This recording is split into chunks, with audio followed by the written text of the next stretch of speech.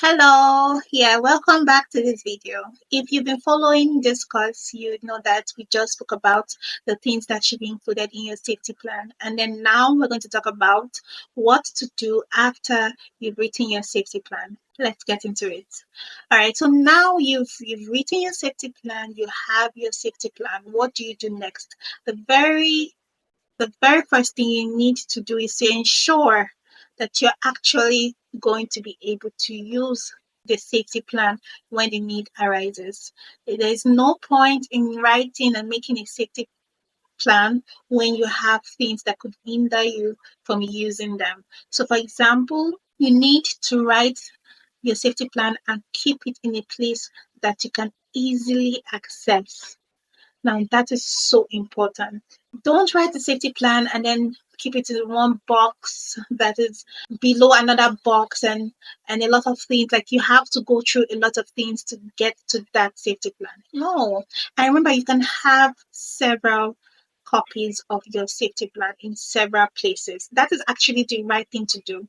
So if you have written your safety plan with pen and paper, you can keep a copy in your office, keep a copy in your parlor, keep a copy in your kitchen, keep a copy in one of the shelves. Like you just keep it around you such that if you're feeling down, feeling depressed, you can just roll over and just pick it and have access to it. Easy access is so important. Also, when you write your safety plan and you've kept it in a place that is easily accessible, it's very important to tell someone that you love or that loves you, like a friend, family, about it. Because if at some point you start practicing your safety plan and you're feeling so down and depressed and you need somebody to talk to, you can call that person and the person can come over and go and get that safety plan.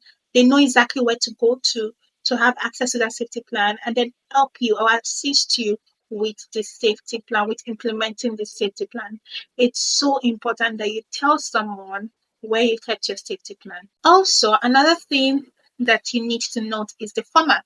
Like I said, I believe in using your pen and paper and writing down on a journal, but also when you've written down on a journal, you can transform the format to several formats for easy access and easy usage. So, for example, you've written down your safety plan. You can just read the safety plan into your phone so you have a recording of your safety plan. Also, you could take a picture of that paper that contains your safety plan so you can easily access it. Probably one of your trigger is an office meeting, and probably after having that terrible stressful office meeting and you start finding yourself feeling down and descending, you have this safety plan on your phone. You just open your phone and use it. Also, you could type it as well. You can type it and put it as a soft copy on your phone. So you can have this safety plan. Number one, you can have several copies of the safety plan in several places in your home, in your environment. Then you can have that safety plan in different formats. It's very effective. Now, in a previous video, I had spoken about the fact that your safety plan is not set on stones. You could always review and change it. I give an example about if, for example, you have a therapist and you have an AA meeting you usually go to, but then now you are relocating. When you relocate, you can always change the name of that therapist to your new therapist, that support group to another support group. You could always review and change the details of your safety plan. Now, we're going to talk about implementing your safety plan. And I need you to please listen to me. Remember, I spoke to you about finding out when you need to start using your safety plan. And I spoke to you about the fact that you start using your safety plan when you start seeing your mental state declining. Like when you are happy, and you just see your trigger. You identify your trigger and you just know, okay, I need to start implementing my safety plan. Now, the first thing I will mention about implementing your safety plan is to ensure you actually carry out your safety plan as early as possible when you first see your trigger. That's number one. The number two, there are times that you start using your safety plan early enough. Like the first time you saw your trigger, you start using it, or even if it is late. It was late for whatever reason, but you start using your safety plan.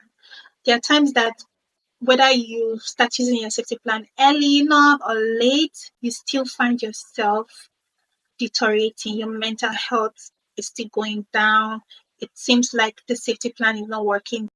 What I would like for you to do is not beat yourself down. Don't feel bad that the safety plan is not working. Don't feel like, oh, I can't do anything wrong. The next thing you need to do is call someone that you trust. Like I said, this could be a friend, a family member, a therapist, somebody that you can talk to, somebody that would actually come over and be there physically with you. It's very important. This person should be able to come and stay with you physically. It doesn't now I know that a therapist or a psychiatrist cannot do that. So I'm basically talking about people that physically close to you, your friends, your family, your sister, your sibling, you know, that person should come and stay physically there with you until you start feeling better. That's number two. The number three, there are times that even when you have someone physically there, trying to help you, trying to assist you, there are times that you could still continue to deteriorate. Now, don't feel bad. Like I said earlier, don't think that, oh, I am not good enough, I am not strong enough. Don't beat yourself bad. Don't beat yourself down about it. The next thing you need to do is call emergency service. Call emergency service. I'm not saying call a therapist to talk to on the phone. No, call emergency service. They should come over and take you to the hospital for admission. It's so important. Don't feel bad. Don't beat yourself about it. Don't feel sad that you're not mentally strong. Don't say those kind, don't allow those thoughts seep into your mind, and don't feel ashamed to ask for that kind of help. If implementing the sitting plan at early enough or even late does not help, call a friend to stay with you. If that does not help, go to the hospital by calling the emergency service to come and pick you. Do not enter into the phone.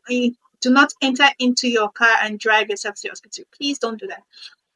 I would prefer that emergency service come and take you to the hospital because you do not need to be alone during that time. It's very important that you get all the attention and all the help that you need at that moment. So I cannot emphasize this enough.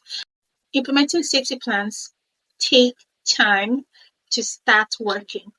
And even when you have a lot of success with your safety plan, there are days that from nowhere the safety plan just does not work. Don't feel bad. Don't beat yourself about it. You are not the one at fault. Go ahead and seek for professional help.